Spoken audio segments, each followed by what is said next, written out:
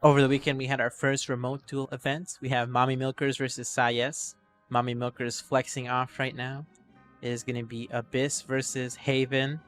So we are going to start off the duel with Haven going first. Going to play down the Pinion Prayer, and that's going to do it for him. And then we have the Ambling Wrath from the Abyss player. It's going to do 1 damage to each of them. Then the Haven player is going to go ahead and play another Pinion, and then they are going to decide to crack the Pinion here. Having 0 play points left, get the Holy Falcon. Holy Falcon has Storm, of course. He's going to go probably 2 to the life here. So let's see. He is just pointing at the Holy Falcon. Yep, so he's going to swing 2 into the Abyss. Going to put him down to 17. And let's see how the Blood player deals with this Falcon. They're just going to go ahead and trade into the Holy Falcon. You don't normally see Blood doing trades here. He's going to drop the Lilith. Lilith on summon is going to put the Bat into the EX area. Obviously, one of those tokens is just a 1/1 for 1 play point. And then the Haven player is going to play the Prism Priestess. And since they are at 3, just going to go ahead and Evo it. Assuming that they don't have the Sentinel, they're on turn 3. They might want to just go ahead and grab that, but we'll see what they grab here. So they're going to grab the Holy Sentinel. Pretty good card on turn 5. The only problem is it does need a little bit of setup, so we'll see how that goes for him. They are going to use an Evo point on the Lilith here to get the evolved version, which on strike gives you +2 to your leader, so that healing is pretty nice. So it's probably just going to go straight to face. Then we're going to see the Razory Claw here, going to do 2 damage to himself to do 3 damage to the Prism Priestess. Okay, so the way this Abyss player is playing, it kind of leads me towards that they're on a more of a control version. So they're going to go and heal up here on the strike and do some damage to the Haven player. So let's see what the Haven player responds to this Lilith with. They're going to drop down the Bellringer Angel, and then so that's going to be 1 play point. Then they're going to go ahead and just Evo it out and do 2 damage onto the Lilith. And then, of course, with the last play point, they're probably just going to pop the Pinion. And they're going to actually trade that Holy Falcon into the Lilith. So that's going to deal with it. And then they have the Bellringer. Let's see if they ward it. Okay, so they're going to ward it up as well. And now it is the Blood player's turn here. So let's see. They're going to drop the Cerberus on turn 4. And then they're going to go ahead and grab a copy of Mimi. So that goes into their EX zone. Mimi does 2 damage to an enemy follower. Choose not to use it here. Now, Sayes is going to go ahead and draw a card. They drop the Holy Sentinel on turn 5. Not too much to deal with on the Blood players' field. They do have the Cerberus, but let's see if they have the Hair of Illusions. That does really well with the Holy Sentinel on turn 5. So yeah, there's the Hair of Illusions. Going to go ahead and crack it here to engage that Cerberus, get a Tiger out. This is actually really nice because the Tiger trades into that Cerberus really nicely. So they're going to go ahead and get the... okay, yeah, so there's like a little conversation about the engaging on the Hair of Illusion, but alright, so yeah, he's going to have a warded up Tiger and the Bellringer as well with ward. So now it is turn 5 for the Blood player. They still have 2 Evo points available to them. They're just going to go ahead and use the Mimi here, take out the Tiger, the remaining last couple of defense on it.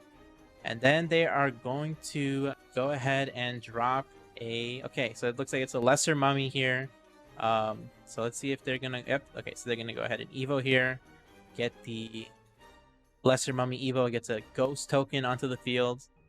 Obviously the Ghost... okay, yeah, so now he gets his Ghost going, and then the Ghost has Storm, but it's going to get banished at the end of the turn, so probably just do 1 to face here, and then... Oh, he's actually... Okay, he's going to summon out the Bat as well. So again, everybody in on this. He's going to do 1 damage to the face, and then he's going to use the Soul Conversion to... Yeah, he's just going to go ahead and draw 2 cards by getting rid of that Ghost that was going to go away anyway, so might as well make use of it here. And then he's going to drop another Ambling Wrath, so that's going to do 1 damage to each of these guys. So he's got to deal with the Mummy, the Ambling Wrath and the Bat. Okay, so he's gonna go ahead and summon out the Prism Priestess. Prism Priestess probably gonna evo it as well, so that's 3 play points down. Let's see what he searches here with this Prism. So he's got 3 play points left, I believe. Okay, so he's gonna grab the Hair of Illusion here, which is pretty nice because it costs 0, of course. It combos really well with the Holy Sentinel. I really like the Holy Sentinel, you know, because of the it works really well after the turn you establish it, but you have to have that set up already. So Hair of Illusion gonna go ahead and engage the I don't know what he's gonna engage. The Ambling Wrath, it looks like. And he gets a Tiger here from the Holy Sentinel. Then he's gonna drop a Blackened Scripture on the Mummy for 2 play points, and then he will probably just trade this Tiger into the Ambling Wrath, or maybe he could do the Prism Priestess. Let's see what he decides to do. Okay, so he's gonna just he's gonna take it out with the Tiger, and of course it has Ward, and then I think he's probably just I think he's probably just gonna pass it over here at this point. They're just deciding. Okay, yeah, so he's just gonna go ahead and pass it over to the Abyss player. The Abyss player here is gonna see with this Tiger and the Prism Priestess. So he does have the Spectre here. Spectre has Bane, so he can just take out this Tiger just by swinging into it. All right, so the Tiger has been dealt with. Then he has the Dark General with Sanguine, so it's gonna have Storm. So I think this is just all going to face. Yeah, so it's gonna put him down to 8 here. And now let's see how the Haven player responds to this. So Haven player has the Prism out. He has the Holy Sentinel out. Looks like they're swinging in with the Prism into the Forest Bat. Gonna do 1 damage to the Prism Priestess defense. And then now he has to deal with this Dark General. So I believe there's plenty of answers for Haven, of course. The F is gonna drop the Light here, banish it, and then he also gets the heal too, which is great because he was actually getting pretty low there. So back up to 10, and they're just gonna drop the Death Sentence. Comes in engaged, and yeah, it's gonna pass it over to the Abyss player. The Abyss player here gonna drop another Cerberus. This time probably gonna have a chance to evolve it. He didn't have a chance last time because of the Hair of Illusion, but this time he's gonna get plenty of cards into his EX zone, get that Mimi. Then on Evo he's gonna get the Coco and the Mimi. So he's gonna have some options here. So I really like the Coco and the Mimi. I like the way they put this mechanic into Shadowverse Evolve, because I really like these cards in the CCG, but of course, you know, you can't really just play bricks in your deck. So it's nice that you can still play them. So Lesser Mummy coming down. Already used the Evo on the Cerberus though, so he's going to go ahead and use Mimi to take out the Prism Priestess, and then probably just pass it over. So the Death Sentence is standing. Sacred Plea going to come down, going to crack it. Looks like he paid 2, so he's going to draw 2 cards on the Plea. So that was 3 play points right there. Then he gets the Tiger, of course, onto the field. This Holy Sentinel is obviously always putting in so much work when it sticks for this long, and I don't think Blood typically plays anything like Execution, so it's pretty annoying. So Death Sentence here, the sequencing, he probably drew the Holy Sentinel after the Sacred Plea, so then he's just going to ward up both of these Tigers, and he took out the Cerberus, so pretty nice. So this Lesser Mummy is going to get evolved. That's going to give him a Ghost as well whenever he strikes in. So let's see. Okay, so he's just going to go in, put the Tiger to 1, get a Ghost that will get banished at the end. These Tigers are pretty annoying though. I think a really good answer though is Alucard. Alucard always just puts in work versus these things. So, alright, it's going to swing in to the last Tiger's defense. Here comes Alucard.